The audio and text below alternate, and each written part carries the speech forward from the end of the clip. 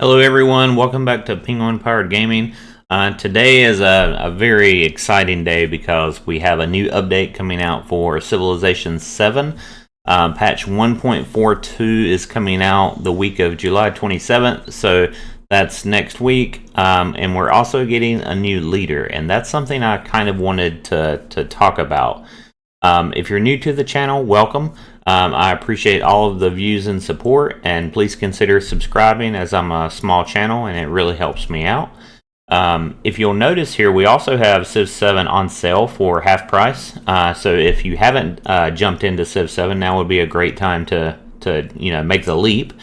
I think it's a fantastic game. I think that it will only get better with time, just like many other Civilization 7 or Civilization games, should I say. So with patch 1.42, we're going to have expanded peace deals. So you can actually now offer gold and influence in addition to trading settlements for peace deals. So that's really fortunate for anyone that likes to play influence. In my current game that I've been playing, I haven't went really influenced heavy, but that is something that I want to expand out upon. I think that's going to be offer some really unique type of gameplay. There also, when you look at leaders' relationship and whether they like you, whether they don't like you, or whether they like another leader, or vice versa, I think it could be a little better. And so the devs agree with that, and so they're going to actually put this in where the tab that shows you your leader relationship is supposed to look a little different. Now, we haven't seen screenshots of what this looks like yet, but I expect that it's going to give us some much needed additional information that I'm very much looking forward to. And then also, we're going to see I think it's a buff. Yeah, it's a buff to the world renouncer Ahsoka. So that's this guy down here. He's going to get a buff. I don't know to what extent. We're going to have to wait till the official deep dive patch notes to really see how much of a buff that he gets. So that's the biggest things. And patch 1.42 peace deals, better relationship clarity, and then a large buff. They also talk about cartography down here going forward. So I expect they'll probably be giving us more maps in the near future.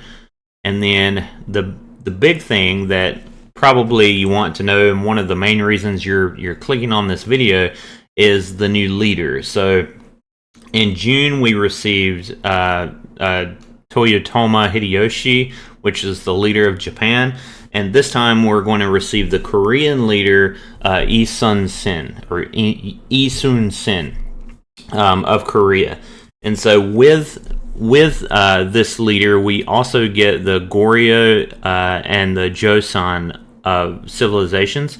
So essentially, I think it was the Goryeo civilization ruled from the late 900s to the late 1300s, and then they were overthrew by the Joseon Korean Empire. And so I think that it's going to offer very unique types of civilizations, one being like an older civilization, one being more of a modern civilization that will offer some great contrast. I'll show you some video of turtle ships fighting battleships and things like that. It looks really, really cool. So the leader agenda of Lee Sun-sin, he likes people with a strong navy. Other civilizations that have a very strong navy or also very strong fortifications, he's going to get along with, right? If you have a weaker navy, or if naval warfare or naval expansion isn't that important to you, you might have a problem getting along with this leader. So you definitely want to have at least some navy and some type of fortifications as well. So he is going to be a naval master in this game, essentially. So He can construct fleet commanders an entire age before everyone else. Once he gets discipline plus a harbor, he gets a free fleet commander. So that makes him extremely powerful in the Antiquity Age. He gets 3 gold per age for every fleet commander XP. And also, when he defeats an enemy, he gets... So this is really cool. When he defeats an enemy, you get 100% science of the enemy's combat strength. So in the video, they're showing turtle ships fighting battleships, which to me sounds absurd, but it's also really, really cool. So if you can defeat a very powerful enemy, you get 100% of whatever the combat rating is. So if you have a pretty decent naval warfare or naval army, and you're able to lead them with a commander, you may be able to get quite a bit of science off of that, especially in the exploration age. On construction of a science building, all fleet commanders get plus 10 XP. So that circles around to getting 3 gold per age for every fleet commander XP.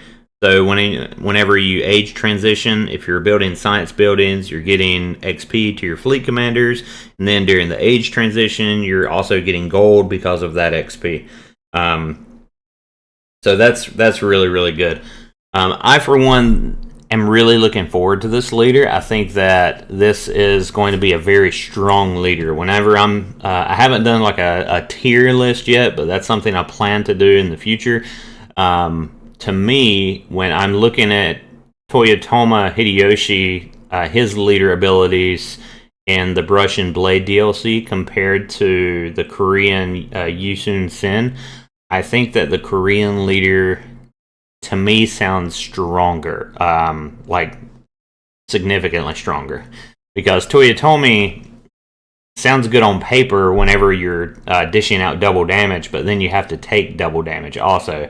Yusun Sen is very naval focused, and I think that being able to get that fleet commander early on is going to be a huge advantage. So I'm looking forward to the release next week. I hope you guys are, and that's it for now. So I'll see you guys next time. Take care.